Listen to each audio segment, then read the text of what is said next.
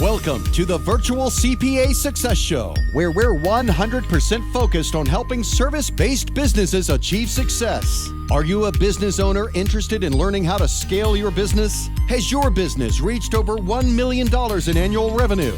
Then this podcast is for you. I'd like to welcome back to the Virtual CPA Success Show.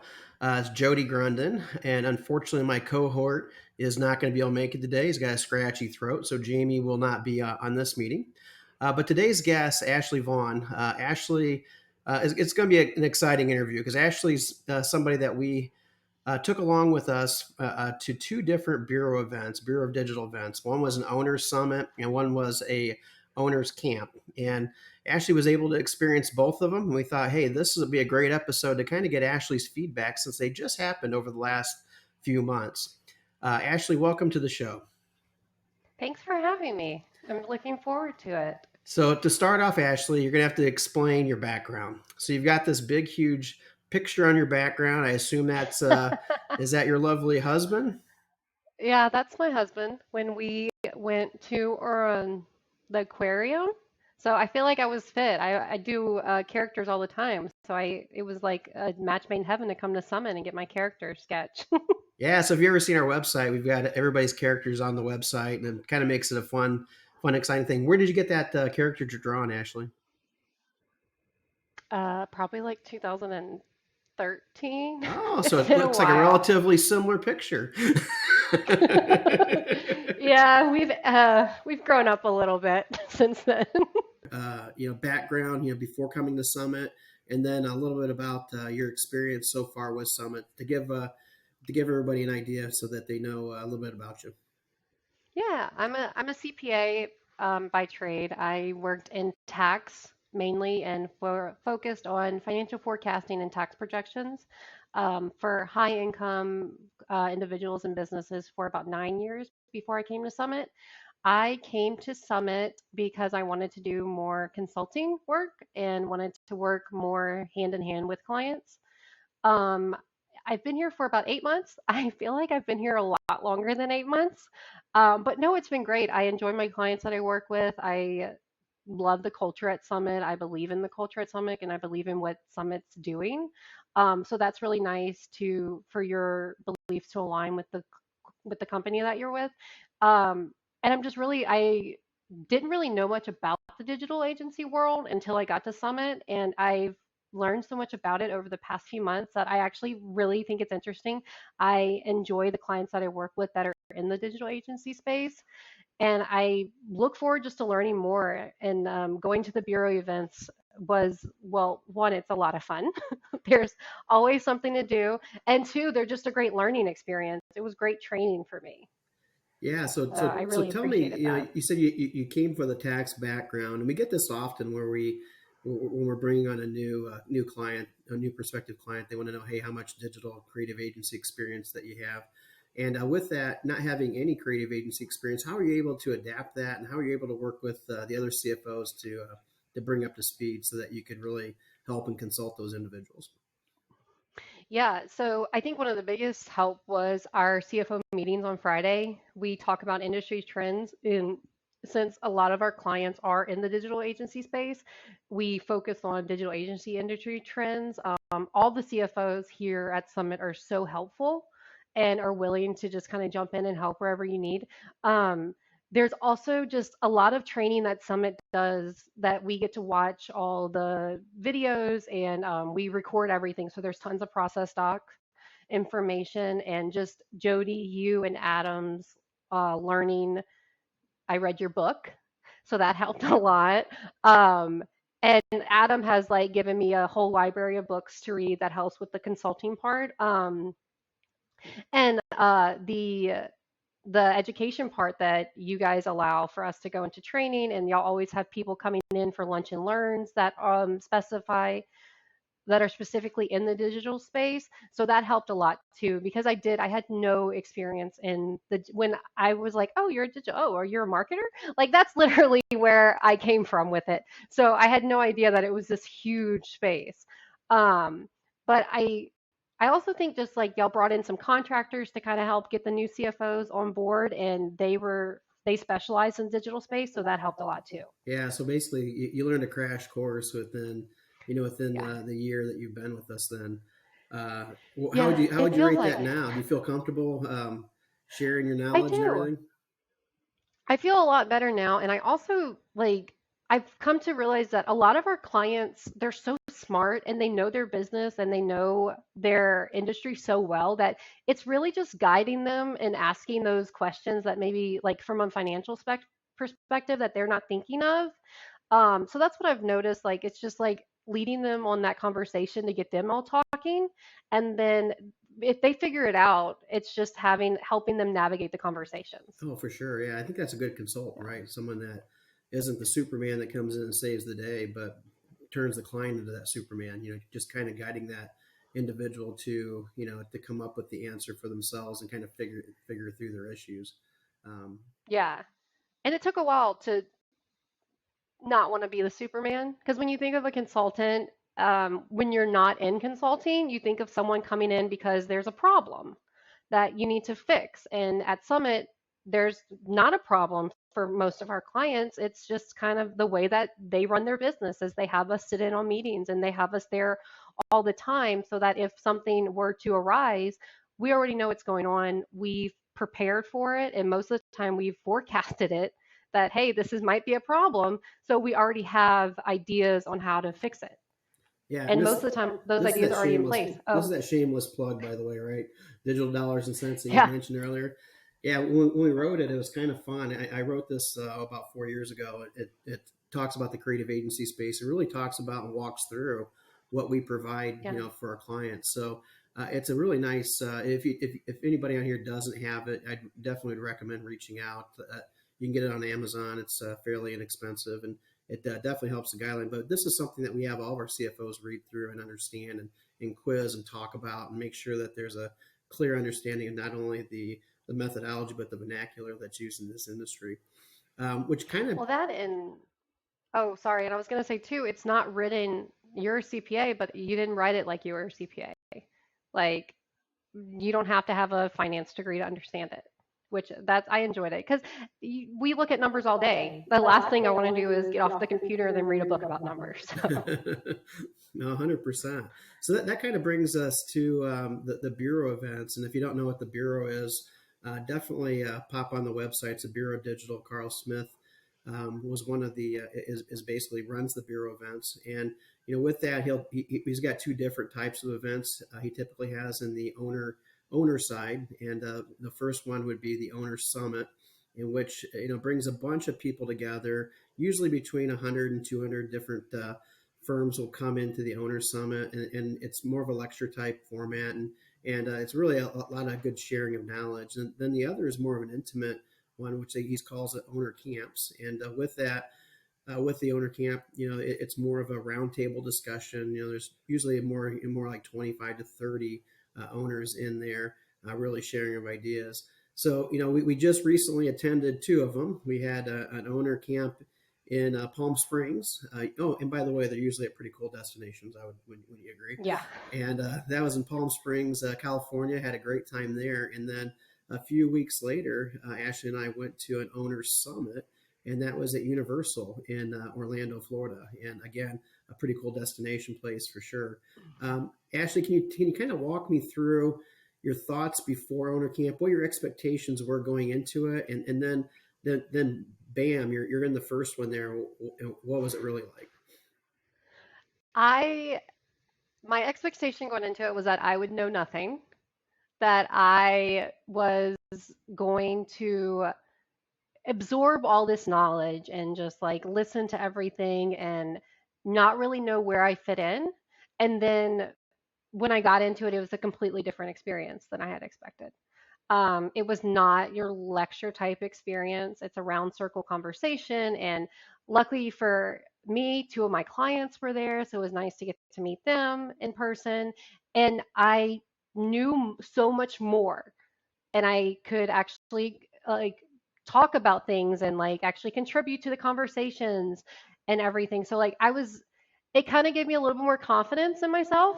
Um, that I was like, oh, I do know what I'm doing. I feel, because like I said, I didn't really do much with a digital agency before. So that was really nice. And just like everyone's just so genuine. Like everyone's just genuine people, good people, and that made it even better. And it was nice to see people coming together that are in the same industry and giving advice on how to get through things that people wanted to talk about. And I mean, it like go from like sharing documents on things and stuff, and you just don't see that very often. So it was a very humbling experience, but it was also just like it opened my mind to like this whole other industry that you don't hear about. Yeah, and the cool thing about it is that through that whole time, we invite our CFOs to attend these different events so that they can learn. So it's not a sales pitch by any means. It's more of a, hey, Mhm. here's what the industry is experiencing. And so then when they hear that five other owners are having a similar issue that maybe one of their clients are having, well, then it's easier to educate and really consult that client with. And with that, the cool thing about it was is that she might have came in with a little bit of imposter syndrome, and really it's Yeah. unjustified because she definitely contributed a ton. She knew a lot. She was able to answer a lot of questions and really be a contributor to the entire event. So that was pretty cool seeing that happen for sure during the owner camp in Palm Springs. So tell me a little bit about the camp outside of the sharing of ideas, and kind of give us because we had Carl on here just a little bit ago. He kind of talked a little bit about it, but I want to get your opinion from a newbie when it comes to the camp. Um, go. Go to any of them. I will go to any of them. I get forever. I love them. It's one you get to see another place. They they start later, so you can actually experience that place. I know people did walks, like they did hikes and stuff, and we had an outing as a team. We did the Jeep tours. That was really cool and stuff. But other than that, like just the weather was beautiful. We sat outside and we worked outside, which was nice. But just like it's different when you're going into like a pipeline or financial statement meeting when you're only focused on financials. W- And then when we were in our circle, people were like owners that I work with were talking about other things like the operation issues and stuff like that that you're like, "Oh, we don't really get into that." Like it's good to like be able to hear like this is what's going on so that we can bring it back to our CFOs and they know, "Hey, this is the trend and this is what's happening in the industry and stuff." So that was just it was very it was so informational. Like I swear that week I was there, I learned so much just about the industry and just about the people in the industry and how they're doing and stuff than I think I've been at Summit. Like just I learned so much in that week and everything. And it just kind of like it also like gives you a little bit more confidence when you're going into meetings. Which is really important as a consultant. Like you have to be confident in what you're talking about and stuff. So having that background and having that, I don't want to like support system there that you can reach out to, because I still talk to a lot of the people that we met at the bureau event via Slack and stuff. So that's really nice. Carl does a great job at just kind of being the mediator of the events and making sure that everyone's heard. And it was nice because before the events, we all did a summary. So we had topics that were important to everyone, and he made sure to get to those topics. And we had breakout events on certain topics that people were doing. But it was just like it's nice to know that, oh, what your clients are experiencing, a lot of other people in the industry are experiencing. And it's also nice to hear the different ways that like their reactions to it. Like just kind of like the ways that they're working their company through it and stuff, because there were some ideas that people were talking about. I was like, oh, never thought about doing it that way and stuff. So it's kind of nice. And it also allows us to align the way that we're going to react to something with the culture of the company, For which is really sure. important. And so you mentioned different trends and so forth that you're hearing. So what were some of the certain trends that you heard during the meeting that was kind of like a wow moment and something that you could then, share, not share with your clients, because we had an oath of, we took the oath that we wouldn't divulge secrets and so forth. But, the general concepts and ideas, what were some of those trends that you saw that the owners were having? Well, I think a big trend is the hiring. That was one of the trends that we knew going in, though. But a big trend that we knew about going in, but we didn't know how was uh, rates. We knew that we were going to have to raise our rates, but I don't think anyone knew what the right rate was, like what the right percentage was and stuff. And obviously, it depends on your company and the way things go. But just to hear like how some people's rates were so low, and then some people were already kind of on the high end of rates. It was interesting to hear that and kind of see how they go to sell those rates. Um, so that was nice. And also just like hearing about the operations part, like, oh, we hired 5 or 6 and we completely put them as directors. And then we've been kind of undoing that, so like, it's like, not, don't be too hasty when you're hiring and stuff. Like, don't be too fast, like take your time. I know like every now and then you're like, we need heads, we need someone to do the work type deal. But I think it's good to be able to align your company with having those strategic hires, especially for upper management, that you can take time and find the right fit.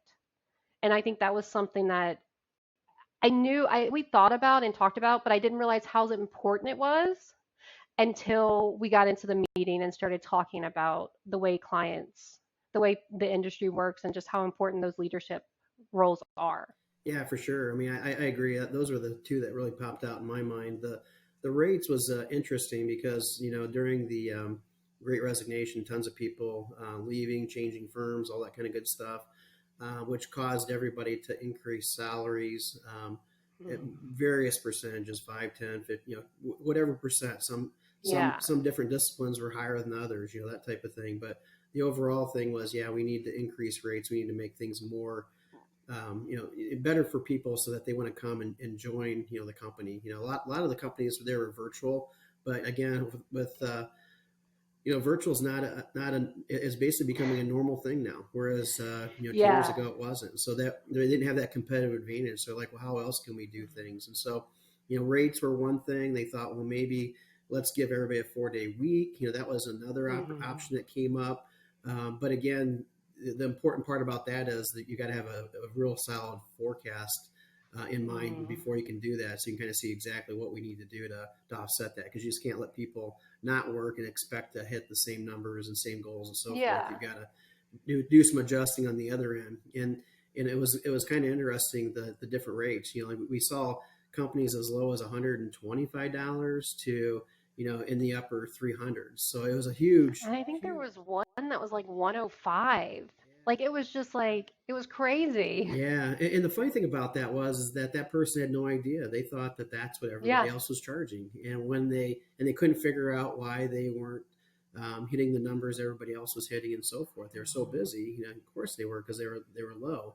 And so what that did, it gave them the courage, I guess, to say, you know what, hey, maybe I need to go from 105 to 150. Maybe not to 175 or 165, which is what our average client's at. Maybe they needed to be a little higher, and maybe 200 was just too big of a leap for them. But 150, maybe that stepping stone to help them out. So I think the Bureau allowed that opportunity to give to those people, and hey, this is I can raise it, and I'm not going to lose all my clients doing so. And even going to the higher end people, when they had to increase theirs, 5-10%. It gave them that confidence that, hey, everybody's doing it, so that's good. I wasn't going to be the only one doing it. And so it kind of gives me permission to do it, because a lot of people are afraid. A lot of times if I raise rate, I'm going to lose clients. And 9 times out of 10, that's really not the issue. Well, yeah, and especially I think, like you were saying, it gave them the confidence. And like, I think kind of what we're talking about at Summit is, if you're going to do it, this is the year to do it, because everything's going up. So your clients are probably raising their rates too on whatever they're doing. So yeah, with inflation at 7.5%, you really have to increase it at least 7.5%. Yeah. Otherwise, you're going backwards. And so, and if you've been the type of client that hasn't raised rates in a long time, you need to start looking at that every year, and it really needs to be a rate increase every year. to keep up with Yeah. paying your employees. Unless you don't give your employees raises, it's hard to outrun sales to get to do that. So again, step by step. If you give employees raises, which I assume you do, then you've got to increase rates on the other side. That's just finance 101 type of thing. And so it's important to hear that from everybody and to see what they're doing and how they're doing it. The other thing, again, you'd mentioned was organizational structures when hiring people. Don't be too quick on giving them a title that you can't take back later, right? I think that was the big message there. You make somebody Yeah. a director right out of the gate and find out they're probably not director quality. It's hard to give them, it's hard to take it away from them, that title, because again, titles mean a lot to different people for various reasons. And I think that was a big message there. So as we're hiring new people to fill roles that we've had people vacant through the Great Resignation, I think it's important to make sure that they're, maybe the title isn't the big drawing. Maybe there's a temporary title before with the idea that, hey, the goal is we want to make you the director of marketing or director of whatever, project manager, whatever that might be, is to make sure that you give yourself a way that if things aren't working out, you can not give them the title that you're looking for without losing that person, because that person still could be extremely valuable to your company, but maybe not just in that role that you initially thought. So I think that the title thing is really important.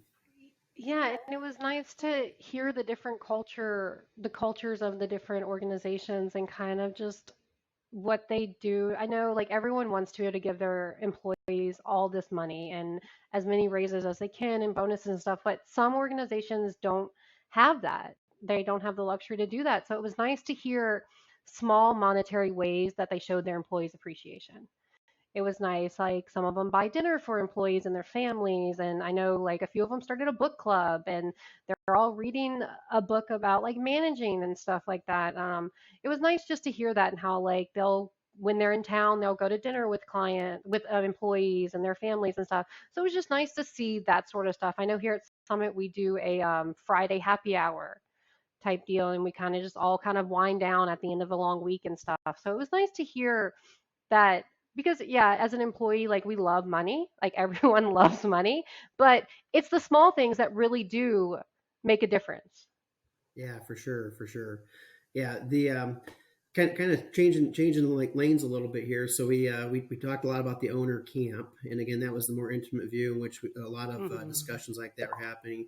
Now we're going to fast forward to just a few weeks ago that you and I attended Owners Summit in Universal Studios, Orlando, Florida. Can you tell me a little bit about that and kind of in comparison to what the owner camp was? And so because again, two distinctly different type of events. Yeah, the summit was more of a conference, I felt like. Now with COVID, it was a little bit more intimate than it normally is. I think we had about 50 people and then they streamed it. Mm-hmm. So people who couldn't attend could at least watch in. But it was nice. I enjoyed the first day they did like interviews. So it was nice to like hear interviews and hear how people started in the industry. And it's funny how most of the people who started in the industry are self-taught. Mm-hmm. They taught themselves how to code. And just to kind of see like them being in college, like teaching themselves how to do something, and how 20 years go by and they've created this like really profitable business. So it was really nice to kind of see that aspect of it. And it was also nice to hear to just meet people from that aren't clients of ours that we really don't deal with on a day-to-day basis and to know what they're going through and kind of because it was a completely different shift from owners camp. I feel like the summit was a lot more broader Mm-hmm. and we touched a lot on just kind of what's going on in your organization, but we didn't hit, it wasn't like as in depth as the summit. But I felt like we had quality conversation. Like, and I feel like I left knowing I met a lot more people in the industry, which is nice. But I also left with training on like other topics. I know one of the big topics was like um, your calendar. how like to prevent burnout was one of the ones that was a big topic at our table. And it's something that we feel from every all angles, just like burnout from work, burnout from your home life. Like it really, and it's hard to come back from being burnout. So one of the organizations was talking about how they have check-ins, burnout check-ins, pretty much, just like, how are you feeling? I know we're busy. What's going on? Like, how's your life? Like, and all that. So it's nice just because they care about the people. Yeah, for And it's sure. nice to see that. And again, it's in a different setting, right? So we had the fireside Mm-hmm. chats that you'd mentioned to start things off, and then the second day they did a little differently. They had presenters, and so they had Mm-hmm. Tracy Barrett come in from Navigate the Journey. Awesome speaker, by the way. So good, What was yeah. your take on her talk? Well, she's a badass. Let's just like put it out there. Like she knows her stuff. And she's like, oh, HGTV, and I was like, oh, she worked. I didn't realize she started HGTV. Like I was like, oh, okay. But like her talk was, it was so, you could relate to it. It was just about where your life is and where you want to go and like how to be on that path. And I also like the way that instead of a work life balance, they call it like a whole life, so that you find a way for your job to fit into your life in the way that you want to live. And I've kind of like taken that and been like trying to figure out a way that I can just like have a whole life instead of like the balance of work and life type deal. I think with just like with the way that Summit structures everything, we can do that. We can have a whole life and still be there for our clients and be there for our families. It's just finding the balance. Yeah, no, yeah, for sure. And they had many great speakers. I think Rob Har Yeah. spoke for a little while and talked about Hmm. his agency and how things work and how he's kind of moved from that true visionary role where he's out and he's not in the business. He's working a 3-day work week, Hmm. running a very large firm Yeah. in Dayton, Ohio, and it was pretty inspirational to hear that people are being able to start to step outside the business and really become a true owner versus a producer inside Hmm. of or captive to that business.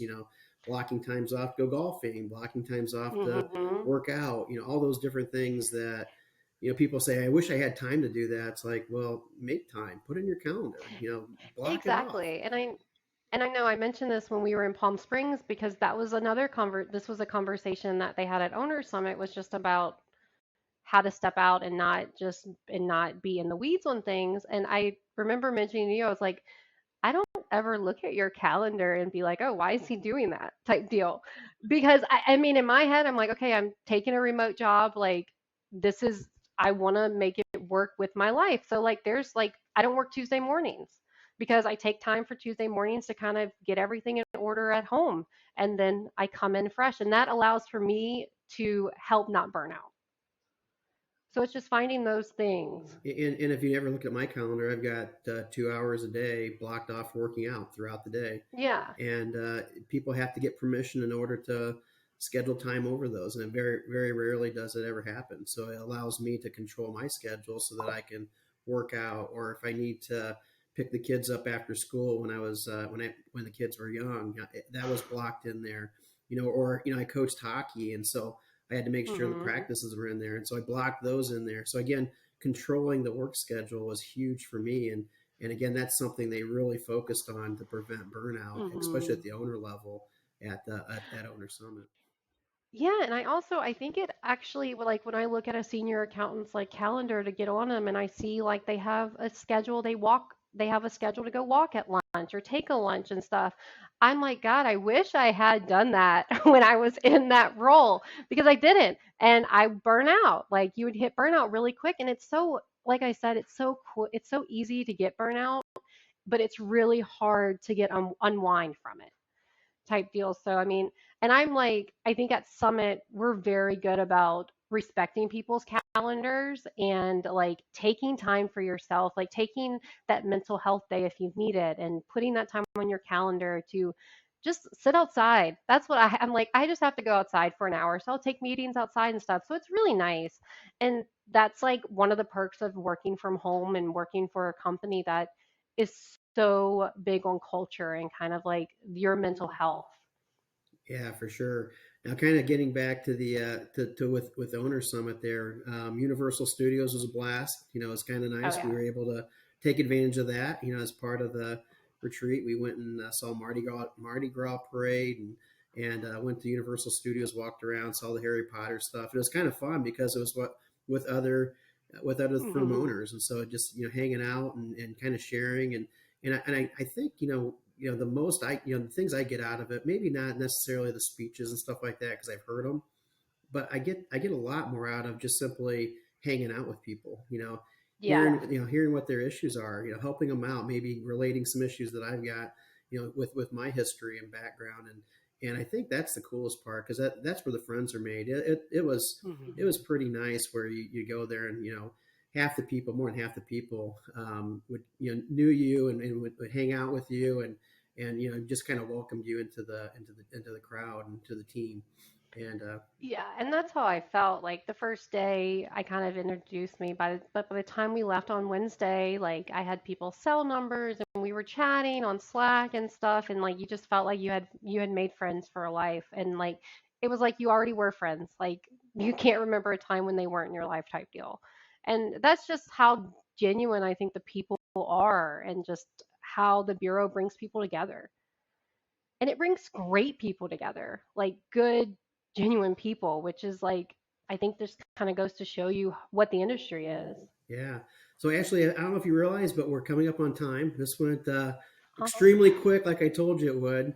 Can you give us one takeaway here from the bureau events? Which one should they go to? Where, depending upon where they're at in their stage of their career, and what your thoughts are there. yeah. I mean, if you are an owner and you're a new owner and you need advice from owners, the owners camp is the best. It, you can talk to other owners, they've been through it and they are more than willing to help you. And if you are kind of trying to figure out what your next move is, Owner Summit's a really good place to go and talk to other owners and talk, not even owners, because it wasn't only owners, talk to people in ops and stuff. So I think that's like the two distincts is like if you're an owner and you need a little bit more help, Owners Camp is great. It's a great place to go. Owner Summit is good just to kind of keep update on what's going on in the industry. But I enjoyed both of them. I enjoyed the company that I had. It was Jody. So um, yeah, and I really enjoyed it. It's a great training event too. Like I said, I tell all of our new CFOs you should go. It's great for training. Like it's great to meet people, but you also were just going to learn so much. Oh yeah, for sure. The learning experience is the big thing. The openness, the candidness Mhm. people have, the basically sharing everything from owner salaries to you name it. So Mhm. everything was pretty much on the table, and there's a lot of people they had confidence that wouldn't get spread throughout. Yeah. It's a genuine place to go and learn and really kind of to help your career out, especially if you're in a lull at all, to kind of give you a little pick me up on hearing what other owners might have, and so you realize that the issues you're Yeah. having aren't just you. Everybody's having them, or there's a Mhm. lot of people having them. That type of thing really kind of makes things a lot easier as an owner. Well, Ashley, again, Yeah. thanks for being on today. This has been awesome. Awesome. Thank you so much for having me. So. Enjoy this podcast? Visit our website at summitcpa.net to get more tips and strategies for achieving business success. We're here to be a resource in this ever-changing industry.